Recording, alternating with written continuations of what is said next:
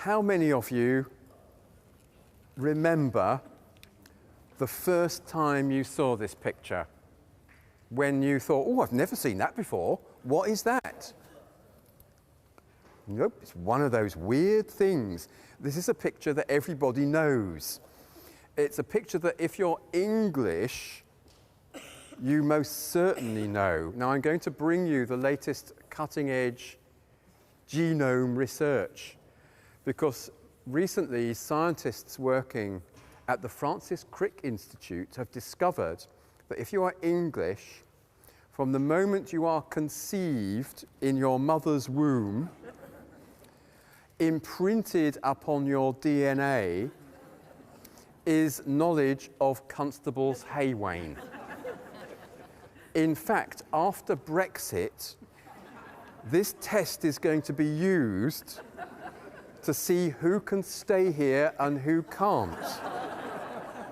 You think I'm joking, don't you? Now, Constable's Wain has become one of these cliches of the history of art. How many times it's reproduced? I mean, you tell me where you've seen it. It's on tea towels, it's on jigsaw puzzles, it's on little ceramic plates with gold rims that are marketed as collector's editions that you will find hanging up on those terrible wire straps and things. It's a picture that is absolutely everywhere. But I'm asking the question about when did you first become aware of it, because I don't think you really do become aware of it until you actually stand right in front of this, right in front of the actual painting. To start with, how many people know that it's 6 feet across?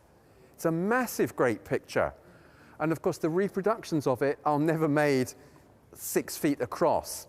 One of my earliest memories was a family friend of my parents, when we'd go round there like Christmas, New Year and everything, and they had in one of their little downstairs rooms Constable Wain wallpaper. And it was wide enough for a strip of wallpaper, that kind of size, and it was reproduced as a kind of vignette with the corners kind of bled off. So it would be going up and down the wall and diagonal sweeps. And I would always be shown the Wain wallpaper because I was interested in art. Look, Colin, you're like this. This is Constable's Wain.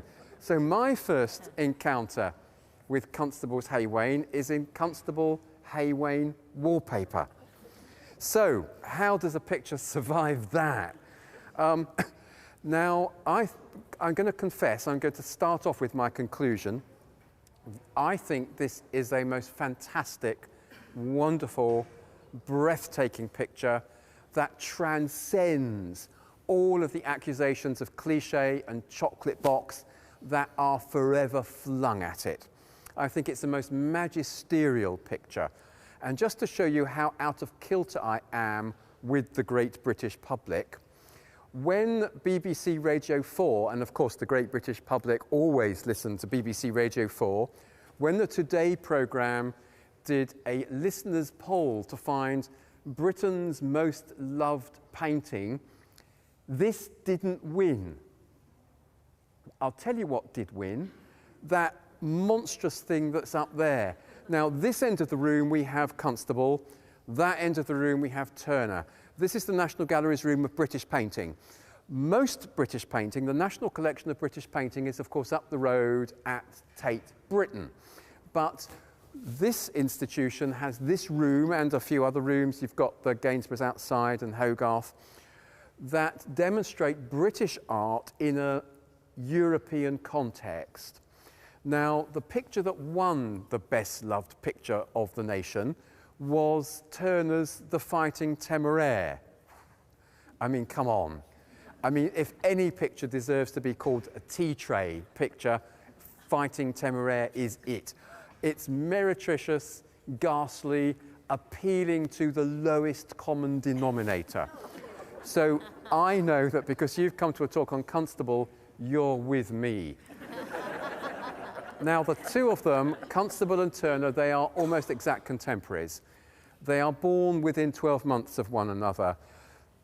Constable was born in 1776. By the time he painted this picture, he's in his mid-40s. It was shown at the Royal Academy in 1821, and not many people noticed it. The big summer shows at the Royal Academy, then as now, were bun fights. Pictures kind of nose to tail, frame to frame, going right up the wall. And of course, your picture's going to get lost. And apart from that, Constable was not an artist who looked for public opinion to be on his side. He was not an artist like Turner. Turner was always trying to make things that would make people love him and make him popular. Let's not go down that road. I just loathe the man.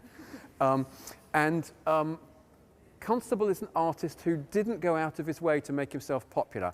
I'll just give you one example. He comes from rural Suffolk. His father, as is well known, is fairly affluent.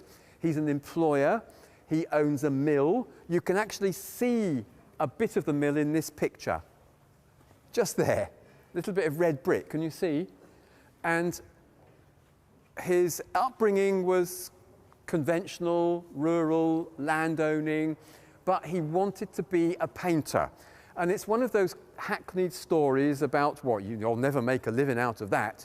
It's like Auntie Mimi telling young nephew John, put that guitar away and work hard at school. You'll never make a career out of singing songs. So Constable, it's the same kind of thing, but he managed to get support from his uncle to go and study at the Royal Academy schools in London. So off he goes. But then his uncle sees one of his paintings. And I'm going to quote you word for word from his uncle's letter explaining why he was cutting off his allowance in future while looking at this picture. It is scarcely suitable, he writes, for a picture to be shown so raw unless a note be affixed to it saying that the artist died before he could finish it. Now, this picture is coarse, rough, ragged, scrawly, alive. Where I am, close to it, I can see these really coarse, clumpy brush marks scraping across the surface. He's not bothering to smooth things out, to make things neat and tidy. And in fact, he was criticised for this lack of finish. What does he say? I don't see any finish in nature. And what Constable is about attempting to record his visual sensations, what you might call retinal sensations. Now, of course, we can argue other things that inevitably he's going to have an emotional attachment to the subject. I'll talk about that in a moment or two. But if I were to say Constable is an artist whose pictures have no imagination, Constable would be up there now listening to this talk going, at last, somebody who understands me, somebody who gets what I am about. Because Constable is the favourite artist of meteorologists. If you are a weatherman, or to use the BBC preferred term, if you are a weather girl, then you will love this picture. You will look at that and think, yeah, I get that. You'll look at Turner and think, what the hell is he doing? Because Constable wants to look at what he's seeing, understand what he's seeing, and represent what he's seeing. He doesn't see nature all neat and tidy. The clouds are a scientific representation of specific types of cloud in specific weather conditions. He's the only artist, all of my friends who are weathermen and weather girls tell me, he's the only artist who gets the clouds right. Now think clouds. You know what clouds are like? If you're a painter, paint a cloud. Oh yeah, white paint, bloop, bloop, bloop, bloop. There's a cloud for you. Gainsborough does it. Turner does it. All those Dutch guys do it. But Constable, he has spent hours, days, weeks, months sitting outside watching the clouds, making little studies of them, wanting to get the cloud formation accurately. Now, let's go back to Turner at the Royal Academy Schools. No more money from his uncle. His pictures are coarse and unfinished. Now, he wants to become a member of the Royal Academy. Turner, oh dear, we're mentioning him again. Turner becomes a member of the Royal Academy at a disgracefully young age. He's in there by the time he's in his teens, exhibiting. He becomes a full member and his career is made. Constable, they kept not voting him in. Every time there's a new vacancy for a member of the Royal Academy, it seems that Constable always kind of finishes second, and one of Turner's friends gets voted in. And by the time he'd actually become an associate member of the Royal Academy, it was really too late to do him much good career-wise. And when he became a full member, well, really too late. He made a living because he was supported by a small amount of wealthy, generous friends. That's how he was able to carry on painting, and aren't we grateful to them? Well, whereas Turner is busy selling pictures all over the shop, Constable is really having to struggle. Now, he makes the hay wain when he's relatively comfortable, living in Hampstead, living in London, and it's a picture that is recalling his boyhood life. He had a very happy childhood, and I think that's important to state. And his boyhood, childhood was really this kind of environment, scampering along country lanes, looking for sticklebacks and tadpoles, really enjoying himself. And he had got a whole collection of little drawings and studies made in oil and drawings, pencil drawings, of this view going back 15, 20 years when he decided to paint this picture. So it's full of his boyhood memories, but also it's a very specific view. Now, again, can I just ask you, how many of you have actually been here? About kind of 10%. So 90% of you have got a huge treat because you can go here. And about a quarter of a mile away, there's a National Trust car park, and you can park your car, and there's signs that direct you. And the best time to go is about the kind of February, March, really, before the coach parties exploring Constable country all come, because the car park will be empty. If you're really lucky, it'll be pouring with rain like it was the last time I was there, and you'll have the place to yourself. You walk down a little muddy path, which is here, and on this side there is buildings and windows, and if you're going off peak, out of season, you can kind of wipe the grime off the windows, and you will see inside piles of hay wain jigsaw puzzles waiting for the summer season. But if it's February, they're not there. And you come down, and I remember vividly the first time I actually went down there, this little muddy path, and suddenly you are standing here, and you go, it can't be. It's like time travel. It's like you've suddenly ended up in a picture that you've always known. And there's the cottage, there's the mill pond, and the trees, of course, are different because trees do grow and change. But you can actually see through to the horizon beyond the green English fields and everything.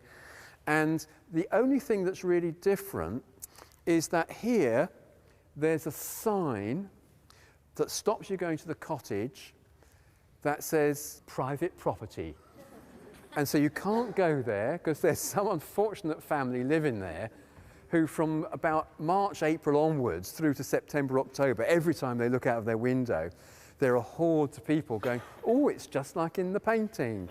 And up here, there's now a nature centre for school parties, coach parties of small children to come and fish the aforementioned sticklebacks and tadpoles from out of the mill pond and have nature lessons. So it's there, it's real. And you feel it's almost faintly absurd somehow that such a kind of ordinary view should have become such an English national icon. Now, how did he choose this composition then?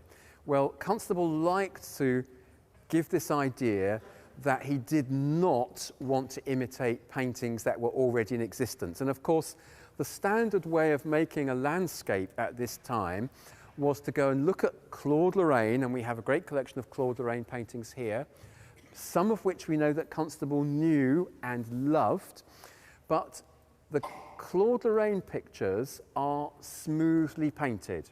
So consequently, late 18th century, beginning of the 19th century, if you're a landscape painter, you paint your pictures nicely and smoothly. But more importantly, you put classical ruins in them. You put temples to Apollo in them. You show little figures of Aeneas and other ancient heroes in them, because the vogue for classical literature and landscapes showing classical history, classical mythology, classical poetry are what sell. And Constable paints Suffolk. You don't have nymphs and satyrs and Aeneas and classical heroes in Suffolk. And in fact, one of Constable's retorts to those members of the Royal Academy who were criticising him for his choice of subject is that they prefer the shaggy posterior of a satyr to a true feeling for nature. Now, satyrs, of course, are those men with hairy goat's legs who are skipping around in the Roman countryside, even as we speak.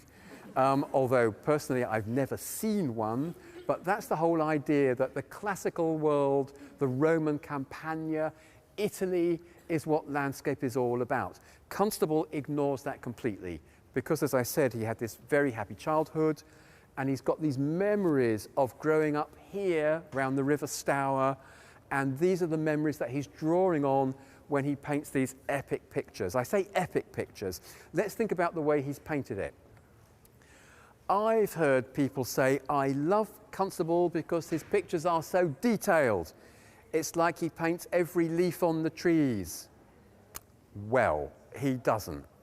When we look at this tree here, there are big clumps of leaves. And the way he's painted them is he's got a lot of green pigment, a big fat brush, and he's gone boop, squelch, and pulls the brush away, boop, squelch, pulls the brush away, boom, squelch, pulls the brush away. It looks detailed. When you stand back from it, it looks as if it's detailed, but it's a brilliant improvisatory way of picture making. It's a way that his contemporaries just didn't get. And also, when we look at that amazing green field at the back, now, green. I'll talk more about green in a moment, but I'll just show you how he's done that. If you are short of green in your paint box and you've got a yellow and a blue, you know what to do. You mix them up and you've got green. What we've got here is that Constable, first of all, lays on a kind of mid-tone of green, that really bright, fresh green. He lets that dry. Then he's using a method known as scumble, where he's using half-dried paint, and he's loading up his very bristly brush, but not completely loading up his bristly brush. He's loading it up with a bit more yellow in to make the green a bit brighter, and he's just kind of doing that a bit. And he's loading up with a bit more blue in his brush to make the green a bit bluer, and he's doing that a bit. And you can see you've got the yellow green, the blue green, the mid green, the yellow green, the blue green. There's brush marks are shown on the surface, letting the mid green show through because his brush is only half laden. When he does that, the underpainting, the mid green that's underneath, doesn't get completely covered up. Do you see what I mean?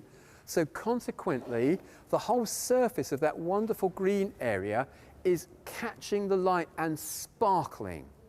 Now, we mentioned Monet, that this talk was once going to be about Monet. Monet came to the National Gallery when he was here in 1870, 1871. He came to London very wisely when the Franco-Prussian War was on, siege of Paris and all of that. Monet thought it would be a good idea for the future of the history of art that he shouldn't get himself killed and should come to London. Good choice, Claude. We know he came here because he was asked about it, because the connection between Constable and Impressionism is a really interesting one. And he was asked, and Pissarro, Pissarro was in London too. They came to the National Gallery together. They looked at paintings by Turner and Constable. And how did they react? Well, says Monsieur Monet, not interested. No, didn't really like them. Which to me proves that Monet looked at paintings by Constable and thought, whoa, crikey, there's something I can learn from. And the French connection is actually rather deeper than that, because in 1821, when this picture was shown at the Royal Academy and didn't attract much attention, one person of great significance saw it, and I'm talking about the great French Romantic painter Géricault. Now, Géricault was in England for quite a considerable time and made some of his most interesting work in England, and fortunately went to this Royal Academy show, saw this picture. So we can imagine Monsieur Géricault standing in front of this picture in the Royal Academy at Somerset House, as it was then, thinking, now that is some picture. And because of Géricault's interest and Géricault's intervention, Constable was invited by the Paris Salon to exhibit this at the annual Salon exhibition in 1824. So the picture was packed up in a crate, sent off to be shown at the Paris Salon, where Géricault's great follower, Delacroix, saw it. And so the story goes, Delacroix saw this, stood in front of it and thought, crikey, in French, rushed back to his studio and immediately started repainting all of his pictures. And what it was, when you look at Delacroix's pictures, it's this way of breaking up the colour that gives the surface its sparkle and its animation. So from Géricault, Delacroix, and then which young artists get obsessed with Delacroix and worship Delacroix as a kind of god? Well, Monet, Pissarro, the Impressionists. So there's two ways in for Constable to have had an effect on Impressionism. First of all, they directly encountered him during the Franco-Prussian War, at least Monet and Pissarro. Then the Salon exhibition affects Delacroix, and so Delacroix starts repainting all of his pictures. So this picture is utterly seminal in terms of the way modern art developed. Now, I said I was going to talk about green. One of Constable's, we can't call him a patron because he never bought a picture from Constable, but I'm talking about Sir George Beaumont. And Sir George Beaumont was one of the founders of the National Gallery, who very generously gave his own collection to the nation as part of the original National Gallery. Beaumont was a landowning arts supporter. He was an amateur painter himself, not a very good amateur painter. He exhibited at the Royal Academy, but he allowed artists access to his collection. Now, if you're a young painter and it's 18-something, say 1805, 1806 or whatever, and you want to see old master paintings, there's no National Gallery. The nearest great collection of old master paintings is the Louvre, but we're always at war with the French, so you can't get there. Although Turner, as soon as the Peace of Amiens was signed, Turner's first over there to visit the Louvre. But you needed to be well connected. And unless you're well connected, you can't see these great old master paintings. But Beaumont allowed artists access to his collection. He had a stately home in Leicestershire, and he would take many of his pictures there for the summer season. And Constable stayed in Leicestershire in a place called Colalton Hall with Sir George, and they would go out into the estate on painting expeditions. Now, Constable and Sir George Beaumont are buddies, but Beaumont really didn't get Constable. because Beaumont would go and paint his landscapes, all the green grass, the green trees, he'd paint them all brown. And he'd paint them all brown because it was believed by dear old Sir George and his contemporaries that proper landscape painting, like paintings by Claude Lorraine, the paintings by Claude that Sir George owned, that are now here in the National Gallery, they were brown. The reason they were brown is they were filthy dirty. Dear old Sir George hadn't actually worked out that if you put the painting by Claude Lorraine in your dining room and you have all your gentlemen friends blowing cigar smoke over it for several generations, it'll end up brown. So Constable goes out on the painting expedition with Sir George into the green landscape and paints a green landscape. And so Sir George looks at this and says, well, where's your brown trees? What he actually says, and we've got this recorded, not recorded in sound, you know what I mean, paintings should have the tonality of an old Cremona fiddle. Now, of course, stately homes are full of old Cremona fiddles, so Constable trudges back to the house, finds a violin, comes out back to where they're painting, puts it on the grass and just goes, and off he goes. With Sir George going, what's he done that for? And obviously, Constable just wanted to show that brown is brown and the grass is green. He paints green things. And I'm using the expression green thing advisedly because at last, after Constable had become elected to the Royal Academy, he can exhibit his pictures as of right. You no longer have to have your work chosen by the selection panel. And one year, Constable had painted a picture and it should have been exhibited as of right, but it got put in the wrong pile.